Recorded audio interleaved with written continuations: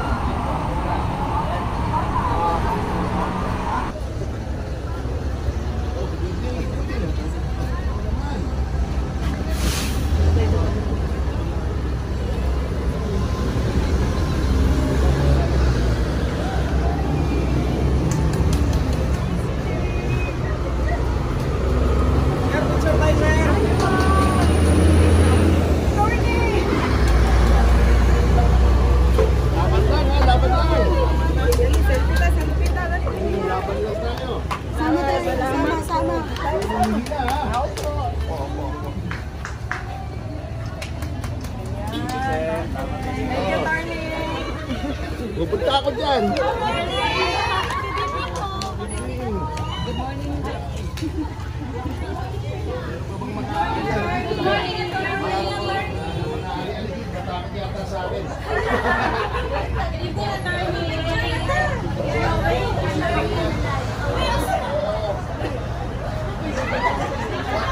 Walang bibitaw.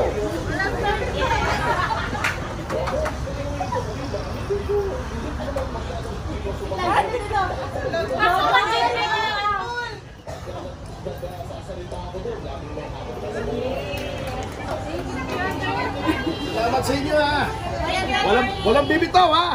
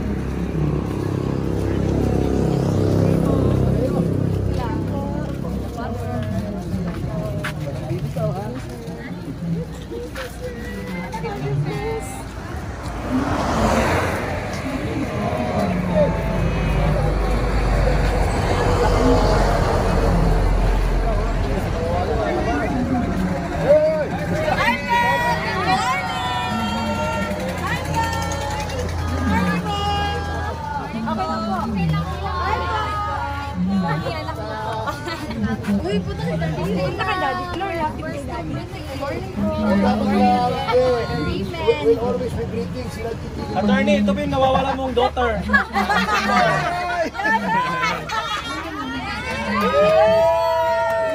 Okay sir. Okay po. Okay na po. Magkano, baka-hide kami ha. Grabe na floor ba? Ito naman sir, mga adult po natin senior. Hello. Si Atty. Topacio po, ang ating abogado.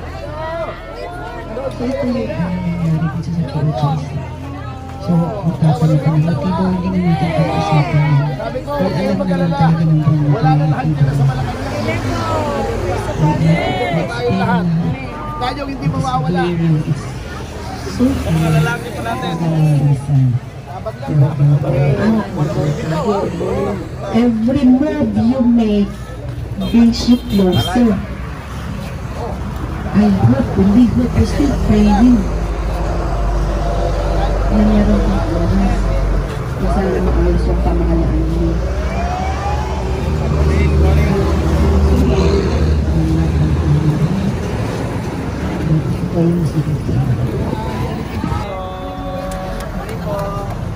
school student natin ito, ma'am.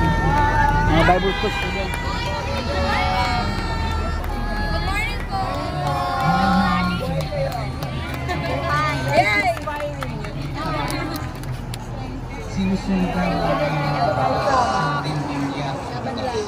Take note that this case started because of the complaint filed by one person, one lady allegedly who was arrested. And then this case was dismissed by the City Prosecution's Office in June 2022.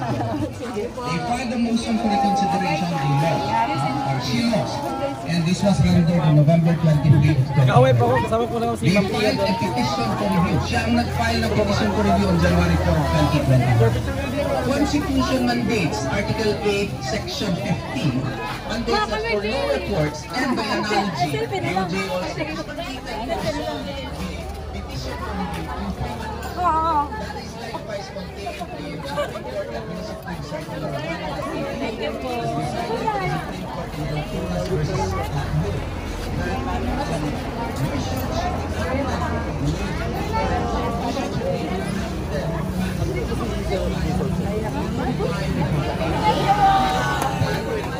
All cases should be decided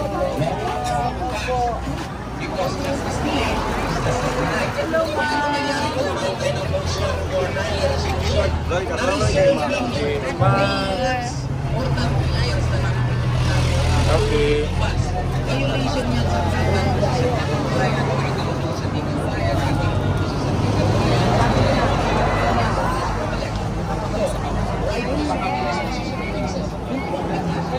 students. And then, na-file yung kaso, naging non-bailable pa rin dalawa pa. And then, na-file ng Lapit na po mag-justice. meron natin yan. Ang meron natin yan is DCA Circular 162-2022.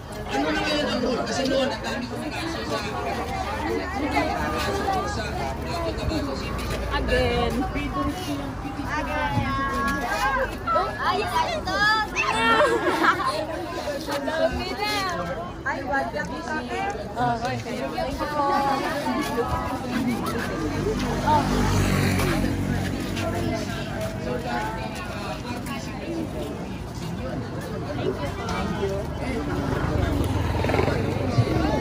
mamatay na lang yung kliyente mo, nandun pa rin yung petition for change of venue. Kaya sinave siya noong 2022.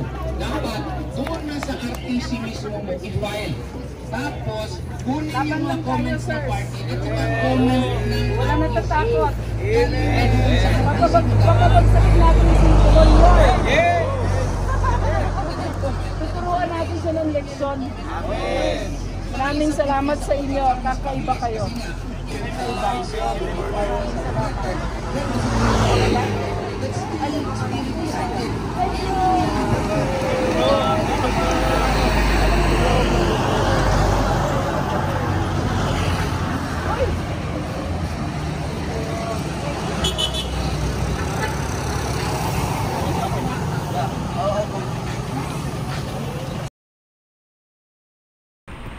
So, ayun guys, no, nakakaiyak. Dahil kung makikita nyo po, ang lahat ng mga QOJC members and workers, halos dyan na po sila matulog sa labas, sa daan, para lang bantayan ang mga compounds ng QOJC. So, napakasaya ng mga QOJC members na maraming sumusuporta at nadaanan sila kaninang umaga ni Attorney Topacio and Dr. Lorraine Baday. So, nakakaiyak din. Salamat sa panonood. Huwag niyo kalimutan i-subscribe, i-like at i-share yung video ito. At i-click na rin yung notification bell para sa ating mga susunod na video. Salamat po.